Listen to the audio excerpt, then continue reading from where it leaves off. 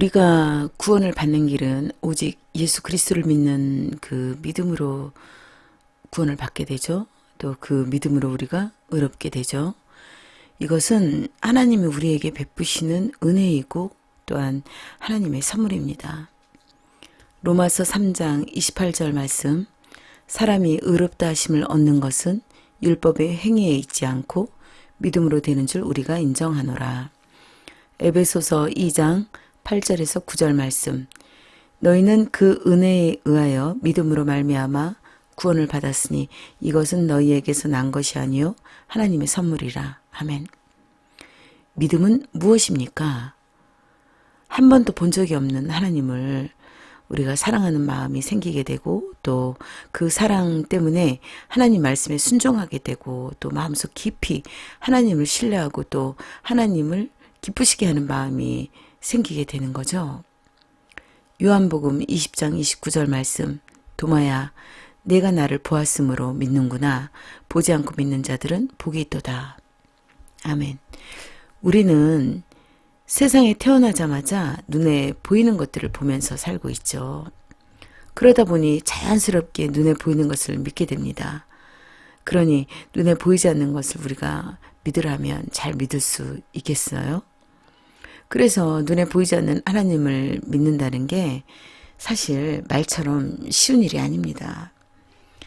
사람들은 눈에 보이지 않는 하나님을 믿기보다는 눈에 보이는 온갖 종류의 것들을 더 잘 믿습니다. 고린도후서 5장 7절 말씀, 우리가 믿음으로 행하고 보는 것으로 행하지 아니함이라. 우리가 우리의 환경과 상황을 보고 걱정과 고민을 하게 되면 그 걱정과 고민은 우리의 마음을 묶습니다.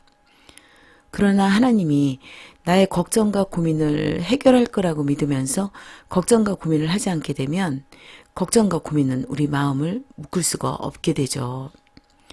하나님이 해결하실 거라고 믿으면서 또 한편으로는 마음 한구석에 걱정과 근심을 하고 있다면 이것은 하나님을 믿고 있는 것이 아니죠. 하나님을 신뢰하고 있지 않는 겁니다. 믿음은 하나님을 완전히 100% 신뢰하는 거죠. 하나님에 대한 믿음은 완전히 하나님을 100% 의지하는 겁니다. 내가 원하는 것을 해결해야 하는 그 기도만큼만 하나님을 의지하는 것이 아니라 내가 나된 모습부터 나의 작은 일상생활까지도 내 인생의 모든 것을 하나님께 완전히 모든 걸 다 의지하는 거죠. 우리는 영유아기, 소년기, 사춘기, 또 성년기, 장년기, 노년기를 거치는 동안 부모님으로부터 또 주변 사람들로부터 너 스스로 해라 이런 말을 참으로 많이 들으면서 자랐습니다. 성장해 갈수록 우리가 스스로 하는 모습을 보여주면 다들 대견스럽다 하시고 잘한다고 칭찬을 해주시면서 더 스스로 잘하라고 격려해 주지 않았습니까? 그러다 보니 나이가 들면서 무언가를 우리가 스스로 하지 않고 누군가에게 의존하면 마치 내 자신이 좀 덜 떨어진 사람처럼 보여줄 수 있다고 생각하면서 우리가 어떻게 하면 나 스스로 좀 더 잘할 수 있을까 이렇게 생각하면서 자기 스스로 무엇이든지 더 잘하려고 그렇게 우리는 열심히 살아왔던 것 같습니다. 그런데 하나님을 만나고 보니까 하나님께서는 정작 너 스스로 하지 말아라. 너의 자신에게 의존하지 말고 나한테 의지해라. 나한테 의존해라. 그것도 완전히 100% 나한테 의존해라. 이렇게 하나님은 말씀하십니다. 그런데 우리가 우리 스스로 하던 그런 몇십 년간의 그 습관이 하나님께 전적으로 의존하는 습관으로 바뀌려고 하니 그것이 쉽게 바뀔 수가 없다는 거죠. 바뀌어지는 게 너무 어렵습니다. 그죠? 하나님께 우리가 100% 의존하는 것이 무엇입니까? 무엇을 하든지 간에 반드시 우리가 하나님께 기도로 먼저 상의하고 말씀드리고 또 하나님의 인도를 받는 걸 의미하죠. 그런데 우리는 먼저 내 방식대로 내 마음대로 다 결정하고 또 다 선택한 뒤에 그 결정하고 선택한 일이 잘 되지 않고 엉망이 되었을 때 그때서야 하나님한테 도와달라고 기도를 합니다. 우리는 우리 스스로 혼자 할 수 있는 게 너무나 많습니다. 그러니 우리가 하나님께 완전히 의존하고 하나님을 완전히 신뢰하면서 일상생활 사소한 것까지 아주 작은 것까지 모두 하나님께 의존한다는 게 쉽지는 않지만 우리는 100% 하나님께 다 의존해야 됩니다. 하나님 없이는 그 어떤 것도 우리가 할 수 없다는 사실을 우리가 그 사실을 깨닫고 아는 것이 중요하죠. 일상생활 아주 작은 것부터 아주 시시콜콜한 것까지 모두 하나님께 의존하고 또 하나님께 기도로 토스하는 습관을 길러야 하겠죠. 믿음은 하나님께 맡기는 겁니다. 우리가 풀어야 할 모든 문제와 환경과 상황, 또 돈, 건강, 사업, 직업, 결혼, 질병, 고통, 상황, 고난, 유혹, 모든 환경의 문제들을 하나님께 맡기는 것이 믿음이죠.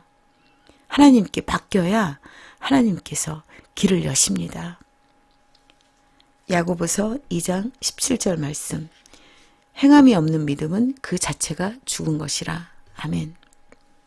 믿음의 문제는 하나님께서 우리에게 말씀하시는 것을 우리가 행하는 것입니다. 만약 하나님을 우리가 믿는다면서 여전히 죄를 사랑하고 또 삶에 어떤 변화도 없다면 우리가 하나님 말씀에 순종하고 있는 것이 아니죠. 우리가 하나님을 믿고 있는 게 아니죠. 진정한 믿음은 성령님의 역사로 인해서 우리가 회개를 하고 또 우리가 하나님 말씀에 그 순종의 삶을 통해서 반드시 삶의 변화를 가져오죠. 삶의 열매를 맺게 됩니다. 마태복음 7장 17절 20절 말씀. 좋은 나무마다 아름다운 열매를 맺고 또 못된 나무가 나쁜 열매를 맺나니 이러므로 그들의 열매로 그들을 알리라. 아멘.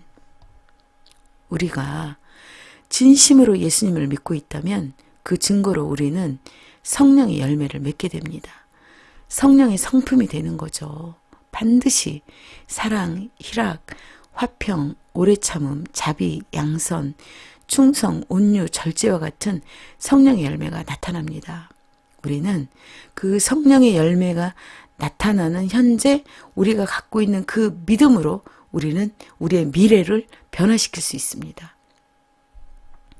과거에는 고통, 아픔, 상처, 실패, 이혼, 부도, 배신 이런 것들로 가득 차서 지금 현재 내 모습이 밑바닥일지라도 과거는 더 이상 이젠 생각할 필요가 없습니다. 과거가 아무리 엉망진창일지라도 더 이상 과거를 뒤돌아보지 마십시오. 지금 현재 예수님을 믿고 있는 그 믿음으로 우리는 미래를 변화시킬 수 있습니다. 우리는 현재 지금 이 시간에 우리의 미래 상황을 바꿀 수 있습니다. 히브리서 11장 1절 말씀. 믿음은 바라는 것들의 실상이요 보이지 않는 것들의 증거니. 아멘. 믿음은 내가 바라는 것들이 사실이 된다고 합니다. 이 얼마나 놀랍고 기쁜 말씀입니까? 우리는 이 약속의 말씀을 붙잡고 내가 바라는 것들이 현실이 될 수 있다는 강력한 확신을 가지고 기도해야 합니다. 우리가 처해지는 상황과 환경과 문제만 바라본다면 우리는 우리의 현재 모습을 바꿀 수 있는 능력이 없습니다. 환경과 시련과 고통에 집중하지 마십시다. 모든 초점을 하나님께 맞춰야 우리의 현실을 바꿀 수 있습니다. 하나님께 집중하십시다. 하나님이 일하십니다. 하나님이 하십니다. 하나님이 바꾸십니다.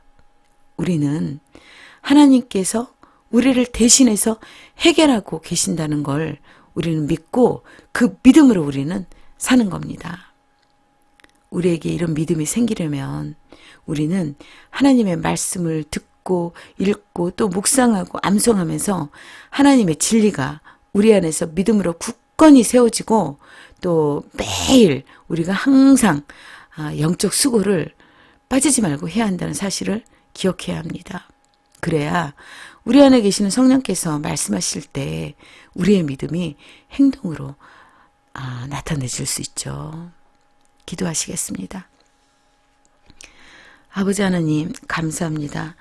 저희에게 예수 그리스도를 믿게 하시고 의롭게 하심을 감사드립니다.